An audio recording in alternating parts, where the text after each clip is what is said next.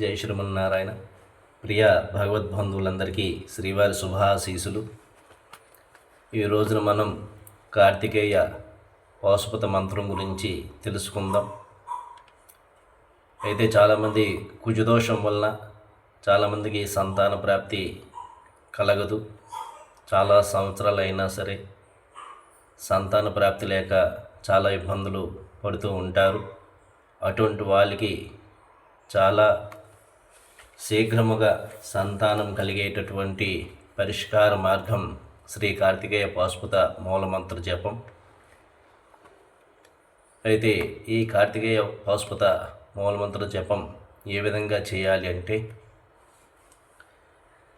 శ్రీ నాగేంద్ర స్వామి వారి యొక్క వెండి సర్పం చేయించి ఇంటికి తీసుకుని వచ్చి ఇంట్లోని పంచామృతములతోని స్వామికి అభిషేకం చేసి 7 రకాలైనటువంటి ఆహార పదార్థాలతో స్వామికి నివేదన చేసి శ్రీ కార్తికేయ పాశుపత మంత్రాన్ని పఠిస్తే తప్పకుండా త్వరగా సంతానం వాళ్ళకి కలుగుతుంది.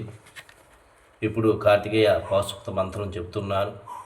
మీరు ఒక పుస్తకం తీసుకుని ఆ పుస్తకం మీద రాసుకుని ఈ కార్తికేయ పాశుపత మంత్రాన్ని 11 సార్లు కానీ 21 సార్లు కానీ 108 సార్లు కానీ యథాశక్తి మనం ఎంతవరకు చేయగలుగుతామో అంతవరకు కూడా ఈ యొక్క మంత్రాన్ని ప్రతిరోజు 2 భార్యాభర్తలు పఠించాలి.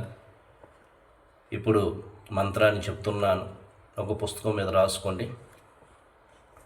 ఓం శ్రీం హ్రీం క్లీం ఐం ఈం నం స్వాం శరవణభవాయ దేహి మే తనయం స్వాహ. మరలా ఒకసారి చెప్తాను, రాసుకోండి. ఓం శ్రీం హ్రీం క్లీం ఐం ఈం నం స్వాం శరవణభవాయ దేహి మే తనయం స్వాహ. ఈ యొక్క మూలమంత్రాన్ని మీరు 11 సార్లు కానీ 21 సార్లు కానీ 108 సార్లు కానీ మీరు పూజ చేసిన అనంతరం కూడా యథాశక్తి 2 దంపతులు చేపిస్తే అతి త్వరగా శీఘ్రముగా సంతానం కలగడానికి శ్రీ కార్తికేయ పాశుపత మంత్రం ద్వారా ఒక పరిష్కారమైనటువంటి మార్గమనికి స్వామివారి అనుగ్రహం ఎల్లవేళలా కూడా మీ పైన ఉంటుంది. జై శ్రీమన్నారాయణ. మీ రామానుజాచార్యులు.